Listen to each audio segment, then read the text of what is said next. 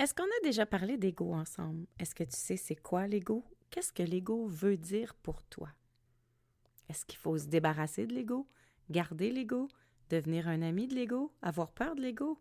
Bref, qu'est-ce que ça veut dire tout ça? Ben, je te démêle tout ça après l'intro. Parce qu'on a tous des vies occupées, des agendas surchargés et que malgré tout, on aimerait apprendre à se déposer. L'architecte de l'âme, c'est ta pause zen. Un endroit pour t'aérer le cerveau, arrêter de réfléchir et juste te laisser inspirer. Un endroit pour toi, pour apprendre à sortir du mode cruise control qu'on a adopté et recommencer à cultiver la joie. Ensemble, on va se les remettre les deux mains sur le volant. Bienvenue dans l'architecte de l'âme. Bienvenue chez toi. Dans le dictionnaire, il est écrit que l'ego est une forme de perception que l'on a de soi-même. Une représentation et conscience qu'on a de nous-mêmes en tant qu'individus séparés des autres, voire uniques au monde, cherchant à être valorisés.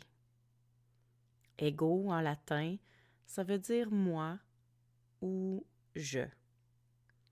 Tu comprends que quand on lit la définition, on n'a pas envie d'être associé à ce mot.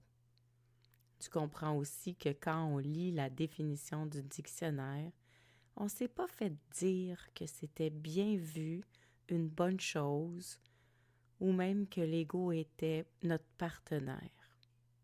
On a associé le mot « égo » à des personnes égocentriques, narcissistes, égoïstes. On a utilisé les mots pour ramener le côté désaxé du mot, le côté déséquilibré du « je », c'est-à-dire tous les comportements qu'on vient de nommer. Et c'est comme ça que l'éducation est faite. Pour nous dire que c'est mal quand on a un ego, que c'est mal quand c'est l'ego qui décide et que c'est pas bien quand c'est l'ego qui contrôle ou qui choisit. En général, les gens passent leur vie à tenter de se débarrasser de leur ego. On a l'impression que pour être zen, pour être aligné, pour être un beau Bouddha, assis sur le top de sa montagne ou tout seul dans sa grotte, on doit être dépourvu d'ego. L'idée, c'est pas tout à fait ça. Et moi, aujourd'hui, je compte bien changer ta perception de l'ego. En fait, j'ai envie de te dire, garde-le. Garde-le tout près de toi, donne-lui la main et aime-le. Comment tu te sens quand je te dis ça? Qu'est-ce que ça fait vibrer, résonner en toi d'entendre des mots comme ça? Dans l'optique où on n'est pas juste un corps physique, on est une âme incarnée dans notre corps physique, on a aussi un corps émotionnel, un corps mental, des corps subtils, plusieurs corps spirituels, etc., etc. L'ego n'appartient pas à l'âme. L'ego est une création de notre corps mental, comme une excroissance de notre corps mental. L'ego a été créé entre l'âge de 0 à 8 ans, lorsqu'on a été en contact avec des choses qu'on a trouvées blessantes. Toute situation qu'on a vécue ou qu'on a vue et qu'on a jugée de mal s'est transformée en nourriture pour l'ego pour exister. Sa seule et unique mission, c'est de te protéger de ces grandes blessures-là du passé. Le problème, c'est que l'ego, lui, il ne sait pas que tu as grandi, que tu as évolué, que tu t'es transformé et que tu es devenu autonome. L'ego pense encore comme si tu avais 8 ans, dépourvu, démuni. Il doit te protéger. L'ego est nourri chaque fois qu'il réussit à nous empêcher de vivre une souffrance. Mais chaque fois qu'il essaie de nous empêcher de vivre une souffrance, il n'est pas nécessairement en train de nous protéger. Des fois, on le trouve très limitant parce qu'on voudrait aller de l'avant, mais il nous crée des peurs en référence à ces situations-là qu'il a vues, qu'il a côtoyées ou qu'il a vécues avec toi dans le passé. Alors, croyant qu'il est limitant, bien sûr, on veut s'en débarrasser. Par contre, il est juste maladroit. Sa motivation, elle est très bonne, très légitime. Il veut aider. Toutefois, ses moyens sont vraiment mauvais. Je suis certaine que quand je te dis ça, tu penses à plusieurs personnes dans ton entourage qui, un jour ou l'autre, ont voulu t'aider, mais n'ont pas eu les bonnes actions, les bons mots, la bonne façon de faire. Pourtant, tu le sais qui était là pour toi et qui voulait t'aider. Est-ce que tu as rejeté ces personnes-là autour de toi? Est-ce que tu as arrêté d'être ami avec ces gens-là? De valoriser leur point de vue, de les écouter, de les entendre, de les côtoyer? Mais non, tu as excusé leur comportement. Tu as compris qu'ils ont voulu bien faire, mais comme ils n'étaient pas dans tes souliers, ils ne pouvaient pas avoir toutes les versions et ils ne pouvaient pas te donner un bon conseil parce qu'ils n'ont pas toute l'information. L'ego, c'est la même chose. C'est un ami qui t'a connu de fond en comble de 0 à 8 ans et qui tout à coup a oublié de continuer de mettre à jour ses références. Mais il reste là et il te donne des conseils et il tente de te protéger avec de mauvaises références. L'ego est très très dû pour une mise à jour. Il n'est pas rendu en 2024. Pas du tout. Mais pourquoi on devrait alors s'en faire un ami s'il n'est pas à jour? Tout simplement parce qu'il est doté d'une grande puissance. Son désir d'aider est tellement fort, tellement légitime et tellement honnête que dans le fond, il peut réellement aider si on prend le temps de communiquer avec lui, de lui expliquer qu'on a grandi, lui expliquer qu'on a maintenant un coffre à outils rempli de nouveaux outils qu'on n'avait pas à l'époque et surtout qu'on est grand, qu'on est capable de faire face aux changements, aux conséquences et à ce qui pourrait subvenir si on se trompait. Mais ça se fait pas du jour au lendemain d'avoir une conversation avec l'ego. Il faut prendre le temps. Chaque fois qu'il y a une situation, chaque fois qu'on sent l'émotion monter, chaque fois qu'on sent qu'il y a quelqu'un d'autre qui veut prendre le volant, c'est de prendre le temps de respirer, s'arrêter et dialoguer avec cette partie-là de soi qui a si peur pour nous, qui veut passer à l'action pour toi.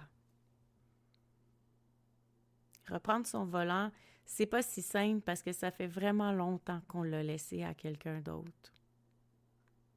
Et l'ego, lui, il sait c'est quoi d'être blessé, il sait c'est quoi d'avoir mal, il sait c'est quoi de vivre le chaos. Et c'est tellement souffrant pour lui qu'il a peur. Mais comme tu le sais, une peur, ça vient jamais seul. Alors quand il en a une, il en a 10, il en a 20, il en a 1000. Et là, il te les envoie dans ta tête et il te les répète sans cesse. Et c'est là que tu te crées un tourbillon de pensées inutiles. C'est là que tu vas avoir des peurs qui vont passer en vrille dans ta tête. C'est là que tu vas paralyser. C'est là que tu vas réagir avec tristesse, colère, rejet, fuite. Peu importe les mécanismes de défense que tu as travaillés ou adoptés avec tes années, c'est ici que tu vas les laisser s'activer. Et ça va être facile d'activer tes mécanismes de défense parce que l'ego est là pour te les donner.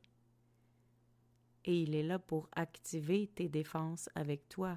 Une double armure, une double sécurité. Mais quand on apprend à observer, on peut facilement imaginer l'ego comme cette propre entité, cette propre personnalité à côté de nous, comme un meilleur ami. De lui donner un nom, ça peut être une bonne façon de s'en détacher. Parce que si on lui donne un nom, on va être capable de parler de l'ego à la troisième personne. On va être capable de lui adresser des mots, faire des demandes.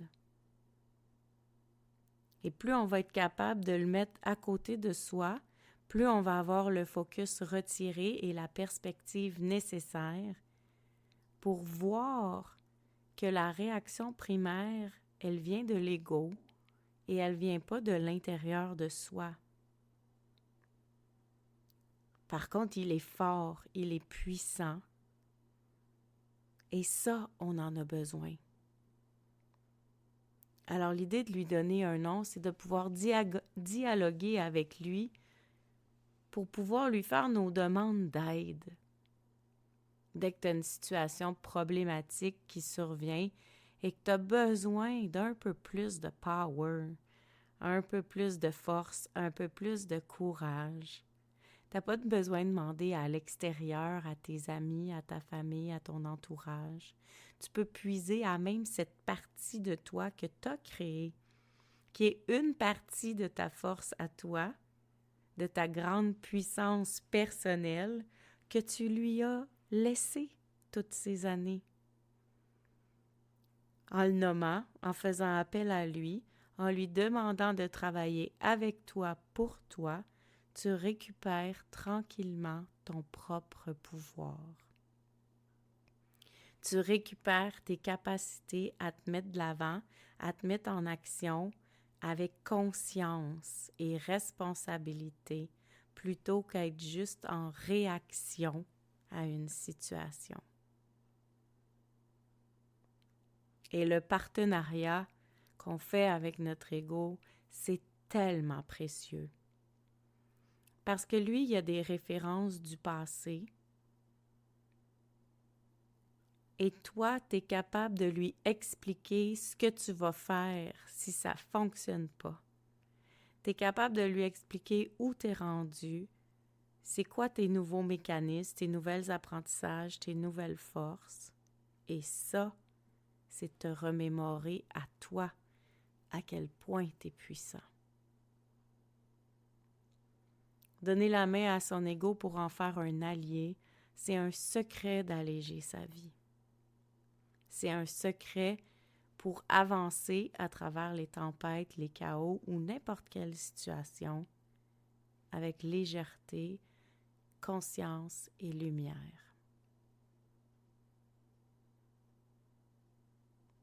Chaque fois que tu sens une grande peur qui monte en toi, c'est que l'ego a envie de prendre le dessus. Et quand tu ressens cette idée-là à l'intérieur de toi que tu es en train de perdre tes repères, perdre le contrôle, laisser les idées tourner en vrille dans ta tête, tu peux à ce moment-là avoir le réflexe de parler directement à ton ego. Et pour parler à quelqu'un, quand on a un nom, c'est beaucoup plus facile. Plutôt qu'avoir peur de perdre le contrôle de ce qui s'en vient, tu vas te sentir en maîtrise des situations. Moi, mon ego, il s'appelle Blinko. Un peu de bling-bling, très brillant, parce que quand il s'énerve, on le voit venir de loin. Blinko, j'en ai longtemps eu peur.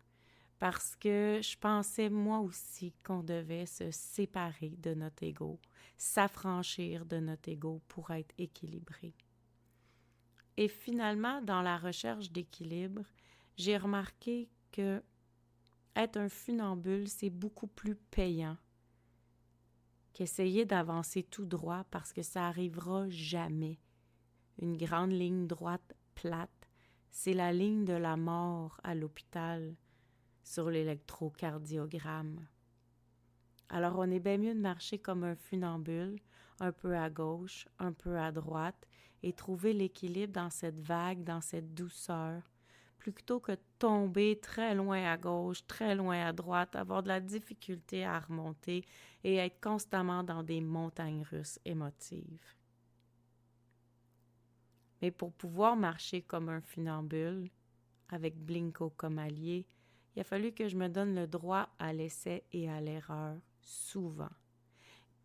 J'ai appris à lui parler, à dialoguer avec lui, à lui demander son aide et à dédramatiser les situations.